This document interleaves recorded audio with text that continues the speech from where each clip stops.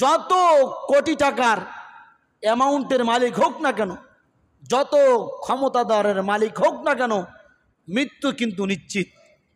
এটা সবার ক্ষেত্রে প্রযোজ্য। এটাকে কেউ মানুক আর না মানুক, তার ভিতরে এটা ঘটবে। মৃত্যু প্রত্যেকটা প্রাণীর ভিতরে ঘটবে। তাহলে বলেন, আমরা শুধু দুনিয়া দুনিয়া, টাকা আর টাকা, এই দুনিয়ার পিছনে পড়ে নামাজ নাই, রোজা নাই, দাড়ি নাই, টুপি নাই, জিকির নাই, আসকান নাই, ভালো কোনো ব্যবহার নাই, শুধু দুনিয়া, শুধু দুনিয়া, শুধু দুনিয়া। বলেন, দুনিয়া আপনাকে কয়দিন বাঁচায় রাখবে? দুনিয়া আপনাকে কয়দিন বাঁচায় রাখবে? দুনিয়া বলে আমি খুব কঠিন, আমার মধ্যে কোনো মায়া দয়া নাই, আমার মধ্যে কোনো ইনসাফ নাই, আমি দুনিয়াকে যত মহব্বত করো, যত ভালোবাসো, আমি দুনিয়ার কোনো মানুষকে মহব্বত করি না, ভালোবাসি না। সময় হবে তো আমি দুনিয়া তোমাকে মাটির কবরে নিয়ে ছাড়বো, মাটির নিচে নিয়ে ছাড়বো। বলেন, দুনিয়াকে আমি দুনিয়ার মহব্বত প্রত্যেকটা মানুষের মধ্যেই আছে, প্রত্যেকটা প্রাণীর মধ্যেও আছে। কিন্তু দুনিয়া যে শব্দ, এই শব্দটা কোনো প্রাণীকে, কোনো মানুষকে বিন্দু পরিমাণও মহব্বত করে না, ঠিক কিনা বলেন?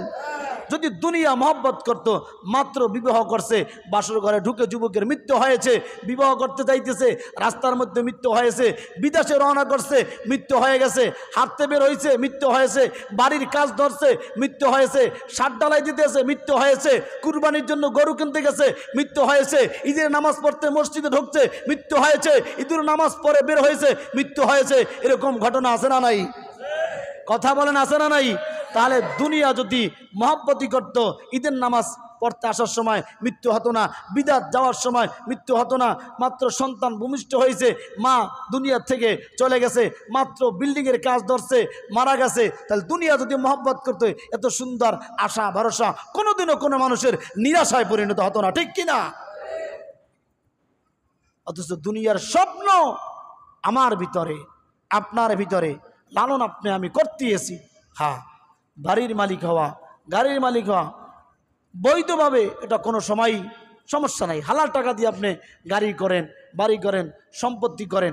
তবে হ্যাঁ, এই দুনিয়া যেন আখেরাতকে ভুলায় না, দুনিয়া যেন নামাজ আমাকে ত্যাগ না করায়, ব্যবসা যেন আমার নামাজ না ত্যাগ করায়, দুনিয়া যেন আমার জবান দিয়া মিথ্যা সাক্ষী, মিথ্যা কথা না বলায়, দুনিয়া যেন আমাকে আল্লাহকে না ভুলায়। যেই দুনিয়ার সম্পদ আল্লাহকে ভুলায়, ওই দুনিয়া আমার দরকার নাই।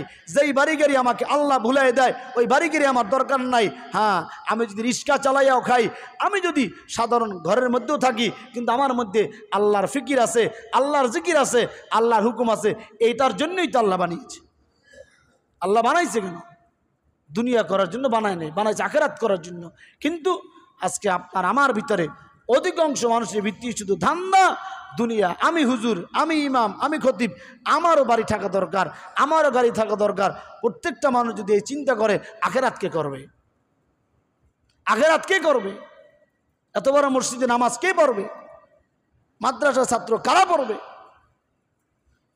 ভাই, আপনার আমার দুনিয়ার সব পজিশন ঠিক আছে, শুধু আখেরাতের পজিশন ঠিক নেই। সমস্ত চিন্তা চেতনা সব ঠিক আছে, শুধু নামাজে পাওয়া যায় না, দাড়িতে পাওয়া যায় না, নবীর সুন্নাতে পাওয়া যায় না, কোরআন হাদিসের মাজালিসে পাওয়া যায় না। আল্লাহ আপনাকে আমাকে সকলকে সঠিক বুঝ দান করেন। জোরে বলুন আমিন। তাহলে বলেন, দুনিয়াকে আমি যতই মহব্বত করি, দুনিয়া থাকা যাবে? থাকা যাবে? তাহলে দুনিয়াতে এত মায়া করে লাভ নাই, দুনিয়া আপনাকে আমাকে রাখবে না। হ্যাঁ, দুনিয়াতে চলার জন্য যাহা কিছু দরকার, এটা প্রত্যেকটা মানুষেরই দরকার, এটা আমারও দরকার, আপনারও দরকার। তা দুনিয়া চলার মতো, শান্তিতে চলার মতো যতটুকু দরকার, আল্লাহ তাআলা আমাদের প্রত্যেককে যেন অতটুকু সম্পদ দান করে। বলেন আমিন। আরো জোরে বলেন আমিন। মানুষ প্রতিষ্ঠিত হতে চায়, প্রতিষ্ঠিত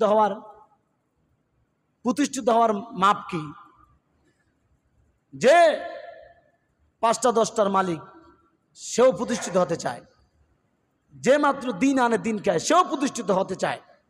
প্রতিষ্ঠিত হওয়ার কোনো সীমা রাখা নাই যে 10টা বাড়ির মালিক হলে প্রতিষ্ঠিত হয়ে গেল গা, 10টা গাড়ির মালিক হলে প্রতিষ্ঠিত হয়ে গেল গা।